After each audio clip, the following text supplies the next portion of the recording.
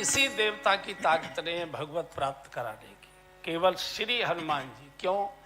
क्योंकि भगवान के भवन के मुख्य द्वार के ये पहरेदार है। और कानपुर के बंधुओं को बहुत अनुभव है, चूंकि लखनऊ के पास हैं। किसी अधिकारी से मिलना हो, मिनिस्टर से मिलना हो, किसी और बड़े सज्जन से मिलना हो, उसके गेट कीपर से, चौकीदार से जान पहचान अच्छी कर लीजिए। थोड़े गांधी जी सहायता कर देते हैं इसमें, तो आप आराम से आपकी भेंट हो सकती है। अन्यथा वो चौकीदारी नहीं घुसने देगा आपको। अभी सर जरा व्यस्त है, अभी सर बाथरूम गए, अभी सर स्नान कर रहे हैं, अभी सर पूजा में बैठे, अभी सर, अब कितना ही सर पटकिए और सुनेगा नहीं। तो श्री हनुमान जी द्वार पर बिठाए गए, यहाँ बैठो, किसी को रोकना टोकना नहीं, आने देना। राम द्वारे तुम रखवारे, होतन आज्ञा बिन पैसारे। हमारे पश्चिम में तो बोलते पैसारे, लेकिन पूरब में मैंने सुना पैसारे, तो उस समय भी चलता था। त्रेता में भी गांधी जी चलते थे, रूप अलग होगा। तो ऐसे श्री हनुमान जी। और 24 घंटे एक भी झांकी भगवान की ऐसी नहीं है जब हनुमान जी चरणों में न हो, साथ न, सोते भी साथ ही थे, उसी कमरे में सोते थे। क्योंकि बालक तो माता पिता के साथ ही सोएगा, वो तो कभी बड़े हुए ही नहीं। आरती कीजिए हनुमान लला की हम लोग गाते हैं। 24 घंटे क्यों साथ रखा? क्यों? कल मैंने बता दिया था 3 गुण थे। मैं इसलिए बोल रहा हूं कि उनमें से एक आधा अपने में भी आ जाए तो कल्याण हो जाए। हनुमान जी ने अपना नाम नहीं रखा, उनका कोई नाम नहीं है हनुमान जी। हनुमान ये नाम नहीं, उनकी विशेषता है। जिन्होंने मान का हनन कर दिया है, अहंकार का हनन कर दिया। हनुमान अंजनी सूत, वायुपुत्र महाबली, रामेष्ठ फाल्गुन सखः, पिंगाक्ष अमित विक्रम, उदधिक्रमण शैव, सीता शोक विनाशन, लक्ष्मण प्राणदाता च, दशग्रीव दर्पा। ये नाम नहीं है, इनके सब लक्षण गुण हैं, ये विशेषताएं नहीं। नाम छोड़ा, रूप बिगाड़ा, हम कैसे सुंदर दिखाई दें, 24 घंटे इसी में ही डूबे रहते हैं। आप सोच रहे हो कि आप नहीं होगे महाराज, हमसे ज्यादा कोई नहीं है। मटक के देखते ठीक है कि नहीं, क्रीज ठीक आ गई कि नहीं आ गई, तिलक ठीक लग गया कि नहीं लग गया, इत्र वगैरह ठीक ठाक लगा लिया कि नहीं लगा, तो इसी में डूबे हैं। तो इन्होंने रूप बिगाड़ दिया। किसी की मजाक करनी हो तो यही कहा जाता कैसा बंदर जैसा मुंह हो गया इसका, रूप बिगाड़ा। नाम, रूप और यश छोड़ दिया। बंदर का यश नहीं, भगवान राघवेंद्र सरकार का यश गाओ। यश छोड़ना किसी के वश की बात नहीं है। यश प्राप्ति के लिए लोग शरीर छोड़ देते हैं, बलिदान दे देते हैं। तीनों छोड़ दिया। भगवान ने कहा कि तेरा नाम मैं लूंगा, तेरा यश मैं गाऊंगा। राम जास यश आप बखाना। रूप बिगाड़ लिया। चिंता मत कर, मेरा दर्शन तो कानपुर के लोगों को बाद में होगा, उनको पहले तेरा दर्शन करना पड़ेगा। बैठ मेरे द्वार पर, राम द्वारे तुम रखवारे, होतन आज्ञा बिनु पैसारे। ऐसे श्री हनुमान जी सब प्रकार की सिद्धियों के, रिद्धियों के प्रदाता। और सबसे अच्छी बात यह है कि भगवान से बहुत आसानी से मिलवा देते। पास बैठकर कहते प्रभु बहुत मेहनत करके बहुत दूर से चलकर आया है, कृपा करो। जिसको भी मिलाया है हनुमान जी नहीं मिलाया, किसी को भी मिलाया होगा हनुमान। सुग्रीव को मिलाया, भोग में डूबा था, भोग में डूबने वाले को भी भगवान से हनुमान जी ने मिला दिया। तुम उपकार सुग्रीव है कीना, राम मिलाए राजपद दीना। बानर जैसे अति कामी, अति चंचल जानवर, बानर जैसा चंचल नहीं होता, बानर जैसा कामी नहीं होता, बानर जैसा लोभी नहीं होता। सारे दुर्गुण बानरों में होते। आप कुछ खाने की चीज दीजिए, वैसे तो मरे हुए बच्चे को वो चुपकाए चुपकाए घूमता है, लेकिन खाने की चीज पर अगर उसका बच्चा उठाना चाहता है तो उसके हाथ में से छीन लेता है बंदर। इतना ज्यादा बंदर लोभी होता है, लालची होता है। कामी तो जबरदस्त है, लेकिन तो भी बंदरों को भी भगवान का दर्शन करा दिया। उधर राक्षसों की नगरी में राक्षसों को भगवान का दर्शन करा दिया, सीता जी को भगवान से मिलवा दिया। विरह में डूब रही थी, चिता बनाकर बैठी हुई थी, अग्नि की मांग कर रही थी, त्रिष्ठा से हाथ जोड़कर कह रही थी कहीं से अग्नि लाओ। त्रिष्ठा समझा रही बेटी धैर्य रखो, सब दिन रहतन एक समाना, एक सब जैसे समय नहीं होते, गहन गहन अंधकार है, सुबह सूर्योदय भी होगा। मैंने स्वप्न देखा है कि कोई बंदर आया है लंका में, उसने सारी अशोक वाटिका उजाड़ दी, लंका को जला के राख कर दिया है, हाहाकार मच गया। हनुमान जी ऊपर बैठे सुन रहे हैं, बोले कमाल का इसके पास यंत्र है, मेरे आने की देर नहीं, इसको स्वप्न भी आ गया। तो जानकी जी चिता में जलने को बैठी थी, हनुमान जी ने कहा नहीं माँ धैर्य रखो, मैं आपको प्रभु का दर्शन कराऊंगा। लक्ष्मण जी लगभग प्राण छोड़ने की स्थिति में आ चुके थे।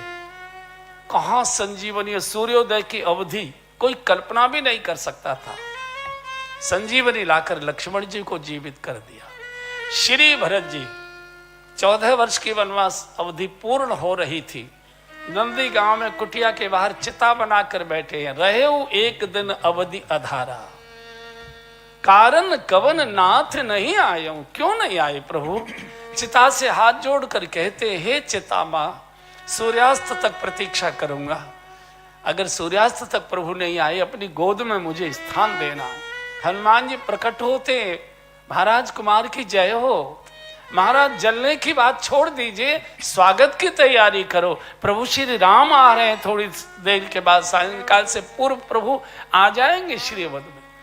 तो भगवत प्राप्ति का सबसे सरल कोई अगर साधन है, संकट कटे मिटे सब पीरा, जो सुमेरे हनुमत बल, कुछ करने की आवश्यकता नहीं, कुछ करने के। इनका जो पाठ है उसको केवल पढ़ लीजिए, जो यह पढ़े हनुमान चालीसा, जो यह पढ़े हनुमान चालीसा, जो यह पढ़े हनुमान चालीसा, जो यह पढ़े हनुमान चालीसा, होय सिद्ध साक्षी गौरीसा, होय सिद्ध साक्षी गौरी। आजी जो यह पढ़े हनुमान चालीसा, जो यह पढ़े हनुमान चालीसा। गोस्वामी जी ने नहीं कहा कि को यह पढ़े, जो यह पढ़, कोई भी पढ़े, ब्राह्मण पढ़े, शूद्र पढ़े, शिक्षित पढ़े, अशिक्षित पढ़े, बालक पढ़े, जवान पढ़े, बूढ़ा पढ़े, स्त्री पढ़े, पुरुष पढ़े, सुबह पढ़े, दोपहर पढ़े, शाम को पढ़े, रात्रि को पढ़े, जब चाहे तब पढ़े, जैसे चाहे वैसे पढ़े, जहां चाहे वहां पढ़े। किसी प्रकार का अखबार जैसे हम लोग पढ़ते हैं, कुर्सी पर लंबी टांग कर ली, टांग पे टांग रख दी, अखबार पढ़ रहे, कोई जैसे अखबार पढ़ने का कोई नियम नहीं है, ऐसे ही हनुमान चालीसा का भी पढ़ने का कोई नियम नहीं है। जब चाहिए तब पढ़ लीजिए, डरिए मत एकदम। सुबह बैठे, गृहस्थाश्रम में बहुत झंझट होते हैं, नहाए पढ़िए, बिना नहाए पढ़िए, खाकर पढ़िए, बिना खाकर पढ़िए, बैठकर पढ़िए, लेटकर पढ़िए, चलते फिरते पढ़िए, गाड़ी में बैठे पढ़ लीजिए, कोई फोन आ गया सुन लीजिए, भजन कभी खंडित नहीं होता, फोन से पूरी तरह से बात कर लीजिए, फिर जहाँ से पाठ छूटा था वहाँ से आगे बढ़ा दीजिए। सुबह करना चाहते थे, ऐसे कोई झंझट आ गए, नहीं कर पाए, पाठ छूट गया, दोपहर को मिली है फुर्सत, उस समय कर लो, दिन में फुर्सत नहीं मिली, रात अपनी है, पलंग पर बैठकर, सोफे पर बैठकर रात्रि का भोजन करके जहाँ से पाठ छूटा था वहाँ से आगे बढ़ा दीजिए, पाठ करिए। पाठ का कोई नियम नहीं होता। जो न्यूज हम सुबह नहीं पढ़ पाते उनको अखबार में लेकर रात्रि को पढ़ते हैं।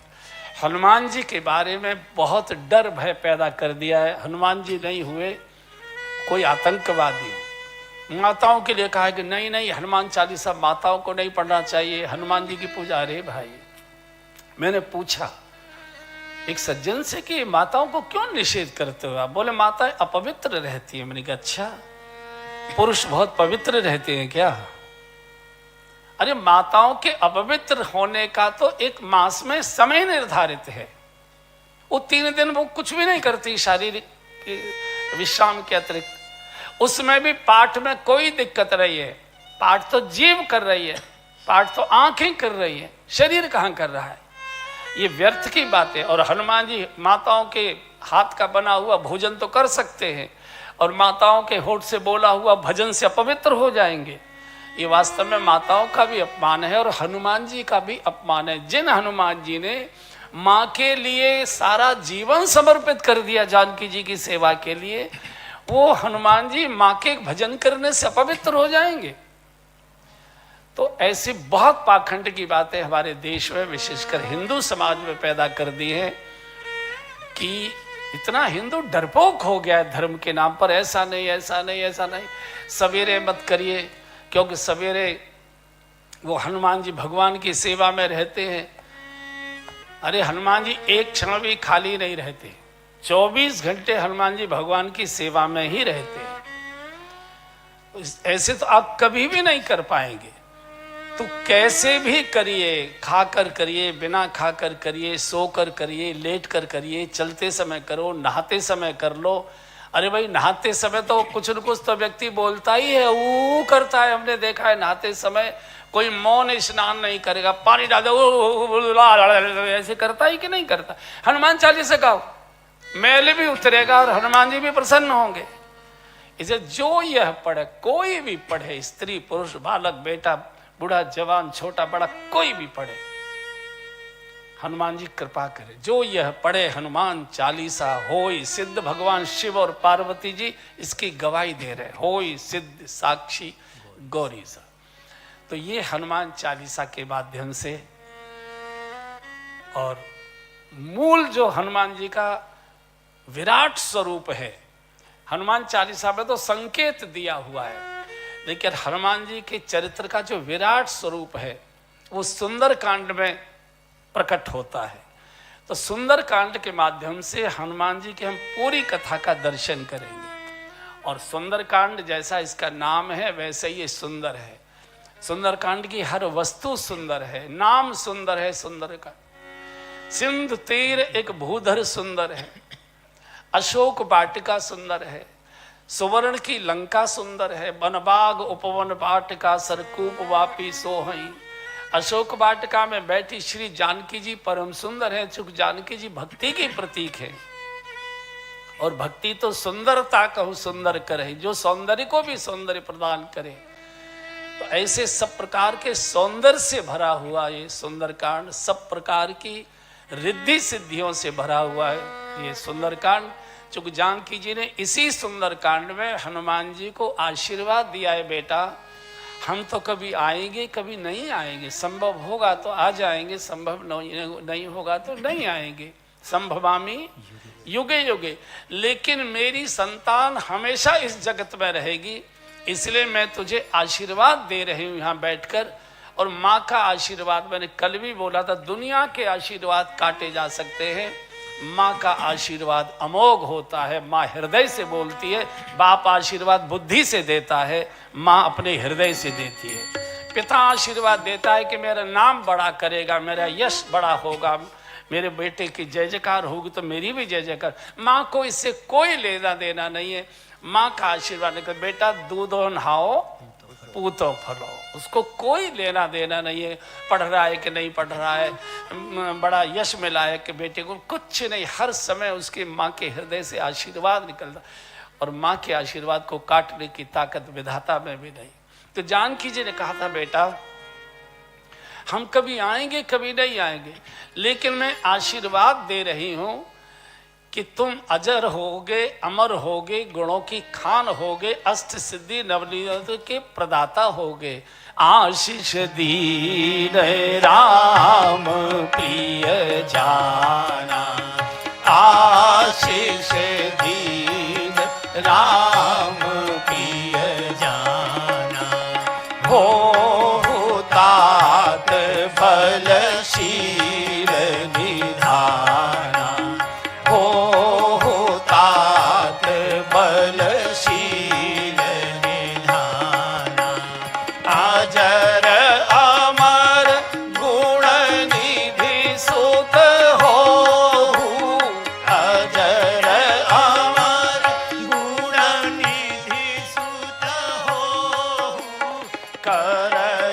बहुत रघुनायक छोहु, करही बहुत रघुनायक छोहु, अष्ट सिद्धि नौ निधि के दाता, अष्ट सिद्धि नौ निधि के दाता, असवर दीन जानकी माता, असवर दीन जानकी माता। माँ का आशीर्वाद है चारों युगों में। हम तो कभी आएंगे कभी नहीं आएंगे, मेरी संतान हमेशा जगत में रहे, कैसी भी हो।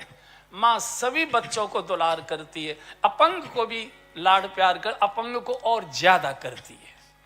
जिसमें गुण कम होते हैं माँ उसकी चिंता ज्यादा करती है। तो सुंदर कांड के माध्यम से हम हनुमान कथा का दर्शन करेंगे, क्योंकि पूरे हनुमान जी का जो प्रकट स्वरूप है, विराट स्वरूप है, सब प्रकार के जो कुछ गुण शक्ति, वही जो कुछ हनुमान जी के अंदर विराजमान, उस सुंदर कांड में प्रकट हुआ है। कल कथा यहाँ छोटी थी, जब जावन जी ने ललकारा था, ए हनुमान काच प्रसाद रहे बलवाना, तुमको मालूम नहीं बचपन में तुमने क्या पौरुष किया था। बाल समय विभक्ष लियो तब तीनों लोक भयो अंधियारो। पूरा का पूरा जब पौरुष जगा दिया, कोई अंतर नहीं आया हनुमान जी पर। लेकिन जैसे ही कहा तुम्हारा जन्म राम काज के लिए हुआ है, तो सुनते ही राम काज लगे तब अवतारा, सुनते ही भयउ पर्वताकार, एकदम हुम हुम करने लगे। बोलिए जामन जी क्या करना है?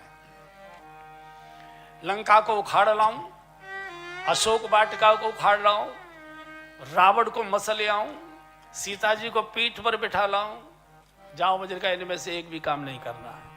इतना करहूं तात तुम जाई, इतना करहूं तात तुम जाई, सीता ही देखे कहु सोधि आई, सीता ही देखे कहु सोधि आई, तब निज भुज बल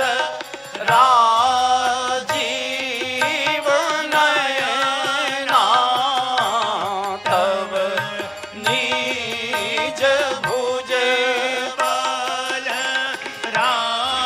राजीव नयना, हो तो कलागे संग कपि सेना, को तो कलागे संग कपि सेना।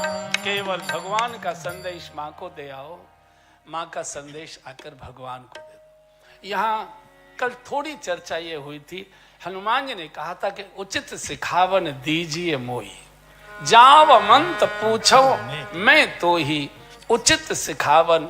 मैंने कल भी बड़ी विनम्रता से निवेदन किया था, इसका अर्थ है कि बड़े लोग अनुचित सिखावन भी देते होंगे।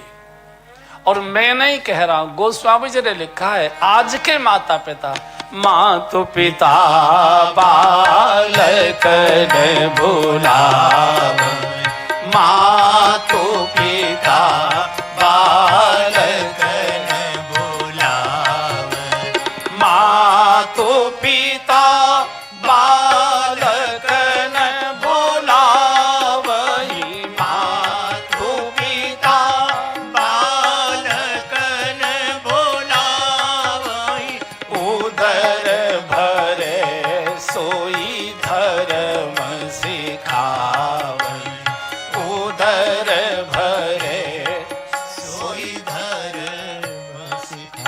बेटा अपने काम से काम रखना, किसी से मतलब नहीं रखना। जैसे हो अपना काम निकलना चाहिए। उदर भरे सोई धर्म सिखावे। जैसे हो, न्याय से, अन्याय से, परिश्रम से, पसीने से, लूट कर, झपट कर, मार कर, जैसे हो अपना पेट भरो, अपना काम निकालो, अपना काम करो, कोई लेना देना नहीं। इसलिए आजकल बच्चे अंगूठा दिखाकर माता पिता को विदेश चले जाते। जब तुमने यही सिखाया है कि किसी की चिंता मत करो, तो किसी में तो तुम भी आ गए।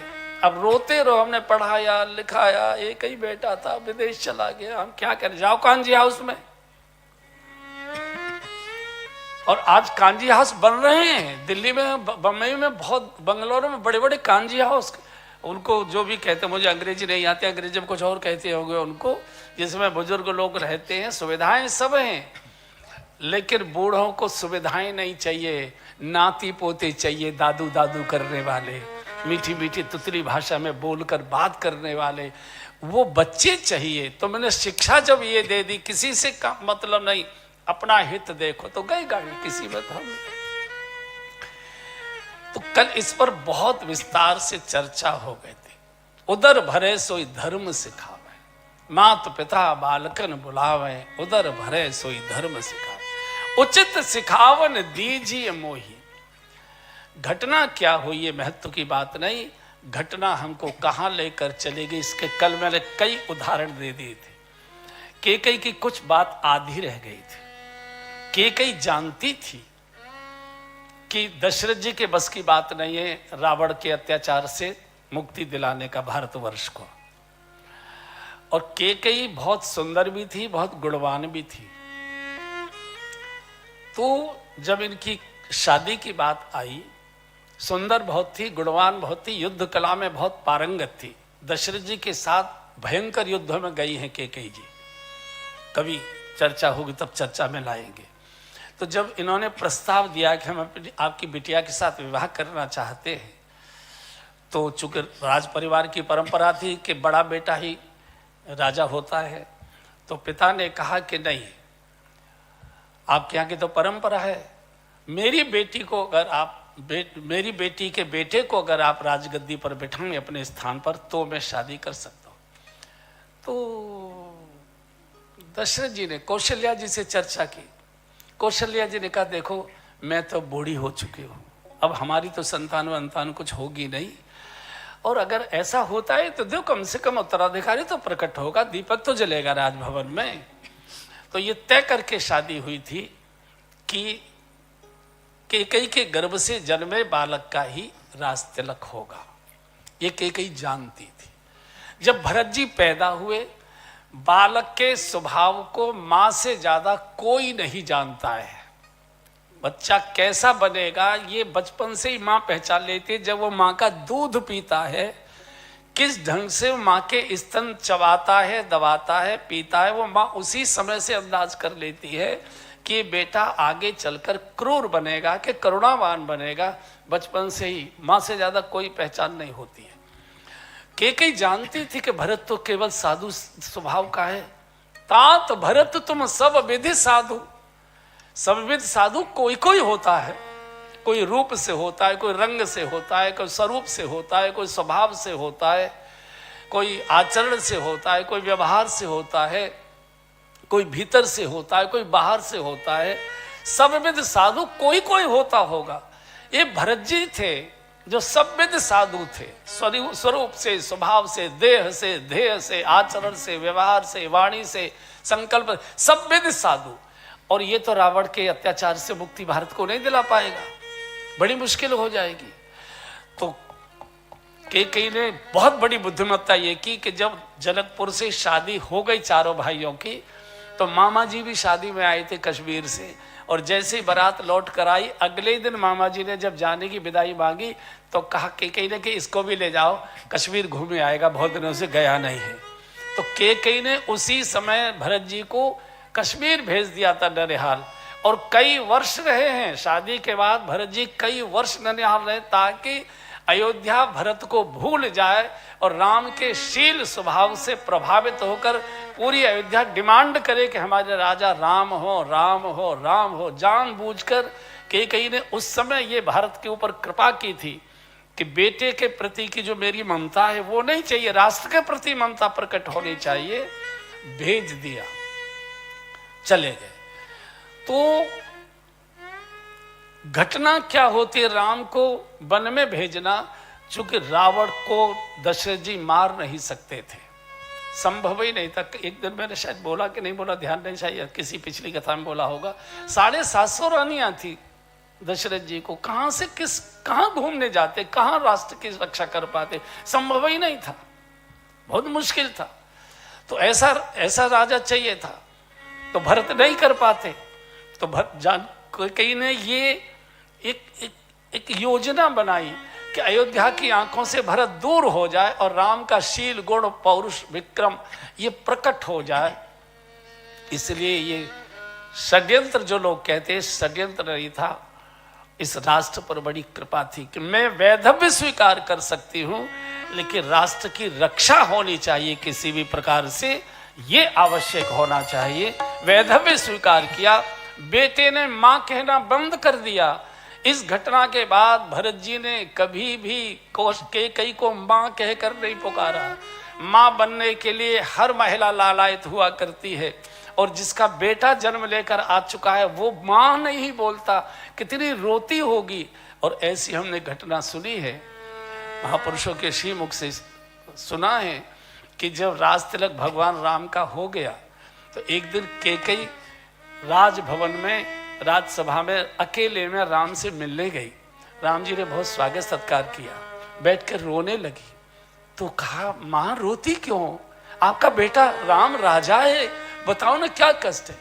बोले, बेटा तू हमारा बेटा भी है और तू हमारा राजा है, इसलिए बाप भी है। जो भी नाता तुझे मानना है मान ले, मुझे एक वरदान चाहिए। वरदान? पूरा राम आपका है, बोलो क्या चाहिए। बोले, एक बार भरत से मुझे मां कहलवा दो। मुझसे बात नहीं करता है, मुझे मां कहकर नहीं बुलाता, और हर महिला की इच्छा होती है कि मैं मां बनूं। एक बार वो मुझे मां कह दे, मैं शरीर छोड़ दूंगी। मैं इस पीड़ा को लेकर मरना नहीं चाहती कि जगत में मुझे कोई मां कहने वाला नहीं हुआ। तो भगवान ने कहा, इसमें तो कोई बात नहीं, अभी लीजिए। भगवान ने भरत जी को बुला लिया। भरत जी का जब अचानक बुलावा आया भगवान का, तो समझ गए कोई बड़ी बात है। देखा कैकेयी मां बैठे तो समझ गए आज कहीं न कहीं मुझे फंसाया जाएगा। भगवान ने कहा, भरत हमारी आज्ञा का तुमको पालन करना है, जो हमको कहना है उसकी आज्ञा का तुमको पालन करना है। भरत जी ने चरण पकड़ लिए। प्रभु, आपकी हर आज्ञा शिरोधार्य है, लेकिन आप मुझे मृत्यु दंड दे दीजिए, देश निकाला दे दीजिए, जो चाहे सो दंड का मुझे अपराधी मान लीजिए, लेकिन जो आप मुझसे बुलवाना चाहते हैं प्रभु, ये मेरे मुख से शब्द निकलेगा नहीं। जिसने मेरे भगवान को वन में भेजा उसको मैं मां कहकर संबोधित नहीं कर सकता। आप जो चाहिए दंड घोषित कर दीजिए। और निकल गए। कैकेयी तड़पती रह गई। जाके प्रिय राम वैदेही, तजिए ताहि कोट वैरी सम यद्यपि परम स्नेही। तो भरत जी बहुत भावुक थे, वो युद्ध नहीं कर सकते थे। वो राक्षसों का संहार, रावण की और इनकी बाली की और इनकी खरदूषण की, इनका सफाया नहीं कर सकते थे। उसके लिए राम ही चाहिए थे। वो इस उद्देश्य की पूर्ति के लिए अवतार लेकर आए हैं। और राजा बनेगा भरत, इसलिए ननिहाल भेज दिया। सारे समाज ने कैकेयी को थू थू किए, गालियां दिए, उसकी परवाह नहीं की। राष्ट्र रक्षा होनी चाहिए, धर्म रक्षा होनी चाहिए, संस्कृति की सुरक्षा होनी चाहिए, गौओं की रक्षा होनी चाहिए, भारत का गौरव बढ़ना चाहिए। कड़वा घूंट पी गई। आज तक भारत में अपने बेटी का नाम कोई कैकेयी रखने को तैयार नहीं है। ये सब सहन किया केवल राष्ट्र के कल्याण के लिए। तो फिर मैं वही दोहराऊंगा, घटना क्या हुई ये महत्व की बात नहीं, घटना का परिणाम क्या हुआ। लक्ष्मण जी को भगवान ने कहा कि मां से आज्ञा लेकर आओ, मांगो विदा मात सन जाई। बिना मां की आज्ञा के मैं नहीं ले जाऊंगा। लक्ष्मण जी पहुंचे सुमित्रा के पास। सुमित्रा को कुछ मालूम नहीं था, तो सुमित्रा ने कहा लखन बाजे बाजे बज रहे थे, अचानक बंद हो गए, क्या हुआ? मुहूर्त कुछ बदल गया? कह रहे माँ बहुत भोली हो तुम, बहुत भोली। क्या हुआ? अयोध्या का भाग्य फूट गया? मतलब? बोले हाँ, षड्यंत्र हो गया। प्रभु को 14 वर्ष का वनवास हुआ है, भगवान जानकी जी के साथ वन को जा रहे हैं, और मैं भी, तू भी। हाँ, तू यहां क्यों आया है? बोले भगवान ने कहा मां से आज्ञा लेकर आओ। मां? कौन मां? लक्ष्मण जी का कौन मां? आप मेरी मां हो कि नहीं? सुमित्रा खड़ी हो गई और कहा लखन खबरदार, मुझे आज मां कहा सो कहा, आगे कभी भविष्य में मुझे मां नहीं कहना, मैं तेरी मां नहीं हूं। तो लक्ष्मण जी ने कहा तुम मेरी मां नहीं हो तो मेरी मां कौन है? सुमित्रा शाश्वत मां का दर्शन कराते, बेटा मैं तो धरोहर की मां बनी थी तेरे लिए, तुझे गर्भ धारण करने के लिए विधाता ने मुझे थोड़ी देर के लिए मां बनाया था, और मैं तेरे साथ कितने दिन रहूंगी? 60 साल, 70 साल, 75 साल, 80 साल, 100 साल, 125 साल। एक दिन ये तो मां तुझे छोड़कर चली जाएगी।